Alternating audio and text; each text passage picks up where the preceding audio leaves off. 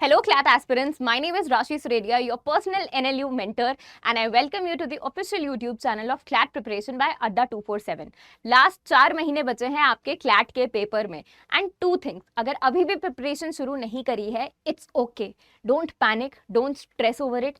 अभी भी थोड़ा सा टाइम है आपके पास कि आप टाइम से अपनी प्रिपरेशन रिगरस तरीके से मेहनत करो और अपना क्लैट का और ड्रीम एरएलयू में जाने का सपना साकार कर सको. एंड सेकेंड ऑफ ऑल, जो वो बच्चे हैं जो पहले से प्रिपरेशन करते आ रहे हैं, उनके लिए भी जो प्रिपरेशन करी है उसको रिविजन करते रहो, मॉक टेस्ट देते रहो, देखते रहो कहाँ पे आपके मार्क्स डिप हो रहे हैं एंड उसको इम्प्रूव करो.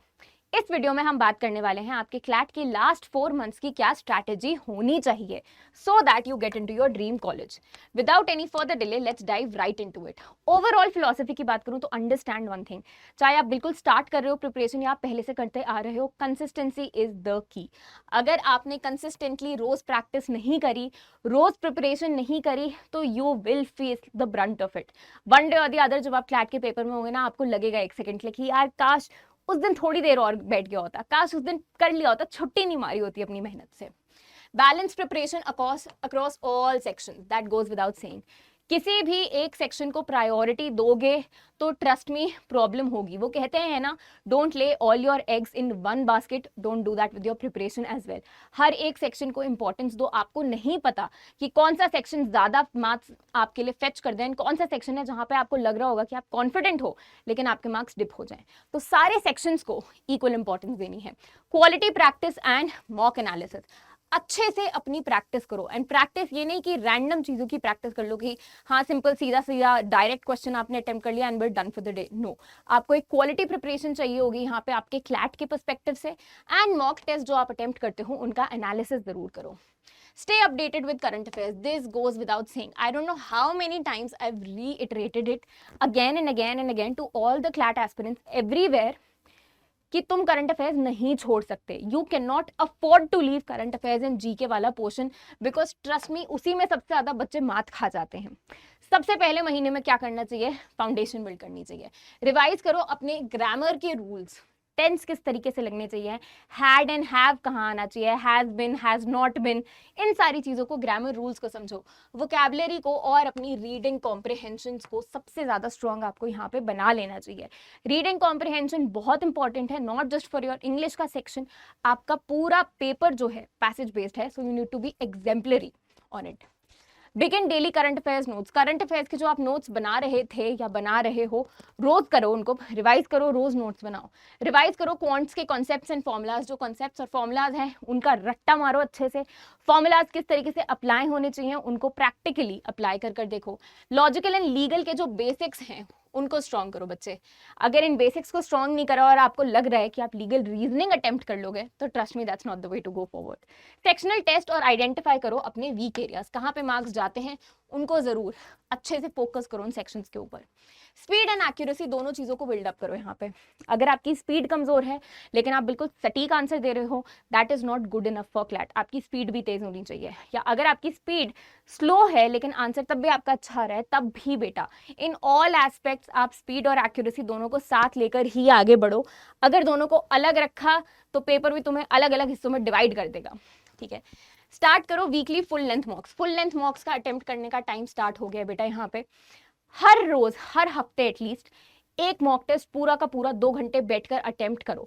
Sit on your table. जिस टाइम पे आपका पेपर होता है उस टाइम पे पेन पेपर उठाओ और पूरा का पूरा मॉक टेस्ट स्टार्टिंग से एंड तक कंप्लीट करने की कोशिश करो उन 2 घंटों में. डीप सीए रिविजन, जो आपके पिछले 10 से 12 महीने में जो भी करंट अफेयर्स वाली चीज़ें हुई हैं, चाहे लीगल करंट अफेयर्स हो या आपके नॉर्मल करंट अफेयर्स हो, उनका अच्छे से रिविजन स्टार्ट करो. जो ये 1 साल का टाइम पीरियड होता है आपके क्लैट के पेपर में, वो बहुत ज़्यादा इंपॉर्टेंट होता है. तो पिछले का 1 साल, पेपर से 1 साल पुराना पूरा मैटर आपको यहाँ पे अच्छे से पता होना चाहिए. डीआई को प्रैक्टिस करो, आपका data interpretation, critical reasoning and आपका लीगल एप्लीकेशन. एनालाइज करो हर एक मॉक को थरली. हर एक मॉक को अच्छे से पढ़ो, समझो कि कहाँ मार्क्स जा रहे हैं. मॉक लेंदी था, पेपर लेंदी था, तुम्हारी स्पीड कम थी, सही जवाब नहीं दिए तुमने, या फिर सबसे बड़ी चीज़ कौन सा सेक्शनल है जो तुम्हारा बार बार गलत हो रहा है. मंथ 2 में क्या होना चाहिए, मंथ 3 में क्या होना चाहिए आपका? 2 to 3 मॉक्स पर वीक. कम से कम 2 से 3 मॉक्स हर हफ्ते आपको देने ही होंगे. आप टाइम डिसाइड कर लो, या तो MWF मंडे वेंसडे फ्राइडे दे लो या फिर अपना टीटीएस पकड़ के आप अपने मॉक्स दो, लेकिन 2 से 3 मॉक्स तो देने ही चाहिए आपको इस टाइम पर आकर, थर्ड मंथ में तो specially. Optimise sectional strategy, sections को किस तरीके से अटेम्प्ट करना चाहिए, किसको स्किप करना चाहिए, छोड़ देना चाहिए, आगे बढ़ना चाहिए, उसकी स्ट्रैटेजी अपने हिसाब से रीडिफाइन करो। टाइम मैनेजमेंट को बहुत अच्छे से समझ लो, मैं बहुत बार बता चुकी हूँ, आई रीइटरेट इट अगेन बेटा, पेपर लेंदी हो सकता है, आपका पैराग्राफ जो है लीगल रीजनिंग के जो सवाल हैं वो भी लेंदी हो सकते हैं, आपका क्वांट्स वाला जो पोर्शन है उसमें तो टाइम जाता ही जाता है हर बच्चे का, तो पेपर लेंदी है, तो मैनेजमेंट टाइम की बहुत इंपॉर्टेंट होती है। रिवाइज रेकरिंग मिस्टेक्स, जिन मिस्टेक्स को आप बार बार दोहरा रहे हो उन मिस्टेक्स को यहाँ पे सुधारना बहुत इंपॉर्टेंट है। पेपर के टाइम पर मिस्टेक्स नहीं करनी है, यही एम होना चाहिए आपका।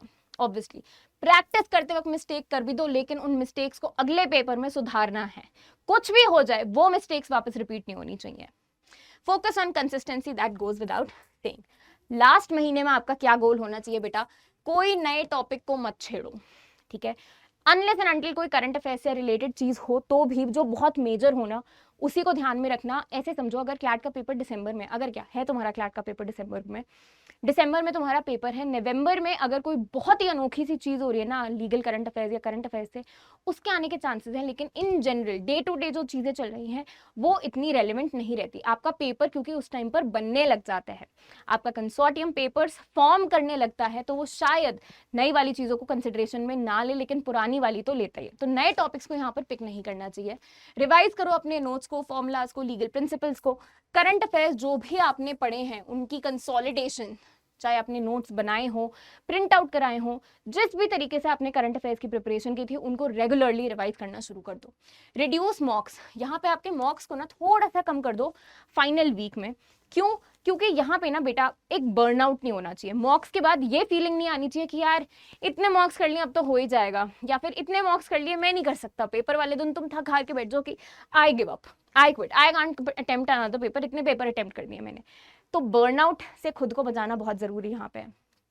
Sleep well and stay confident, obviously नींद पूरी जरूर करना और कॉन्फिडेंट रहना अपनी प्रिपरेशन को लेकर। आई नो ये चीजें बोलने में आसान लगती है, आपकी स्टेज से मैं भी गई हूँ, मुझे भी पता है कि एग्जाम से एक दिन पहले कैसा स्ट्रेस एंजाइटी होता है, लेकिन जितना ज्यादा शांत रहोगे ना बेटा उतना ज्यादा बेनिफिशियल रहेगा तुम्हारे पेपर के लिए।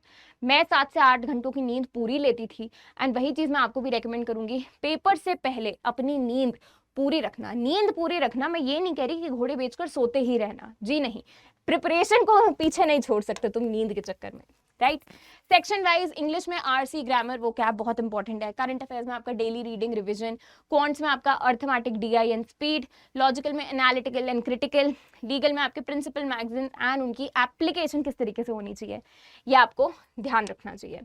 मॉक टेस्ट का एनालिसिस भी बेटा बहुत इंपॉर्टेंट है, कैटेगराइज करो अपनी मिस्टेक्स को कि कौन सी ऐसी हैं जिनको आप सुधार सकते हो और कौन सी ऐसी हैं जिनको सुधारने के लिए वक्त जा चुका है। पिक एंड चूज करना सीखो चीजों को। नेगेटिव मार्किंग होती है तो you have to take into consideration कि आप तुक्के मार्कर नहीं आ सकते पेपर में, राइट।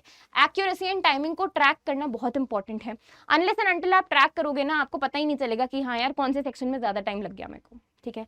जो मिस्टेक्स आप रिपीट कर रहे हो बार बार उनकी एक डायरी मेंटेन कर लो, ताकि आप ऐसी मिस्टेक्स को बार बार रिवाइज कर लो और देख लो कि यार ये चीज नहीं दोहरानी है मुझे, मिस्टेक्स की डायरी नहीं, उनकी रेक्टिफिकेशन की डायरी, राइट। जो वीक टॉपिक्स हैं उनको इमीडिएटली पकड़ो और उनको सुधार लो, ठीक है। अगर कोई ऐसा टॉपिक है जिसमें आपको बहुत कमजोरी फील हुई है, this is the time you pick it up and आप उस टॉपिक को बिल्कुल स्ट्रॉन्ग होल्ड बना लो अपनी, ठीक है। लास्ट में ये चीज करोगे तो प्रॉब्लम होगी। फाइनल वीक में बेटा लाइट रिवीजन रखना अपना, बर्नआउट मत करना किसी भी प्रकार से, स्ट्रेस के मारे हो, पढ़ाई के मारे हो, किसी भी प्रकार से अपना बर्नआउट मत करना। जो भी डॉक्यूमेंट्स हैं उनको टाइम से प्रिंट आउट करा लेना, पेन पेपर जो चीज़ें चाहिए होती है हर चीज़ों को इकट्ठा कर कर पहले ही एडवांस में रख लेना। एंड काम और कॉन्फिडेंट रहना तो होता ही है, ठीक है। काम और कॉन्फिडेंट रहोगे ना बेटा तो पेपर भी बहुत अच्छे से एस कर पाओगे। And take my word on it, truly take my word on it, जितना आप काम तरीके से अपना पेपर अप्रोच करोगे ना कि हाँ ठीक है it's just a paper, it's okay, उतना इजीली उतना बेटर आप परफॉर्म करोगे, because you are not putting additional pressure on your head, understood. So this is what you should be doing for your 4 months to your CLAT ka paper. All right, with this I will conclude this particular video for you all. I hope you all liked it. Video को like कर दो, जाकर share कर लो अपने दोस्तों के साथ, and remember, don't worry, it is just an exam and I know you are more than capable of facing it. Considering आप लोगों के सिर्फ 4 महीने बचे हैं यहाँ पे, अगर आप देख रहे हैं कि किस तरीके से बिल्कुल स्ट्रैटेजिकली हर तरीके से सिस्टमैटिकली आपकी प्रिपरेशन हो जाए, तो उसके लिए आप हमारी वेबसाइट पर जा सकते हैं अड्डा 247 पर। यहाँ पे आप ऑल कोर्सेज में जाइए, यूजी पीजी एंट्रेंस में जाइए, लॉ एंट्रेंस पर जाइए, वहाँ पे आप देख सकते हैं कि हमारे क्लैट के कोर्सेज लॉन्च हो रखे हैं, राइट। आप यहाँ पर खुद को इनरोल कराइए ताकि एक बहुत ही बेहतरीन तरीके से आपकी प्रिपरेशन हो जाए, आपका ड्रीम एनएलयू आपको मिल जाए। यूज कीजिएगा code RSNLU for your more discounts, right. With that I will conclude this particular video. Thank you so much बच्चों, बाय बाय, टेक केयर।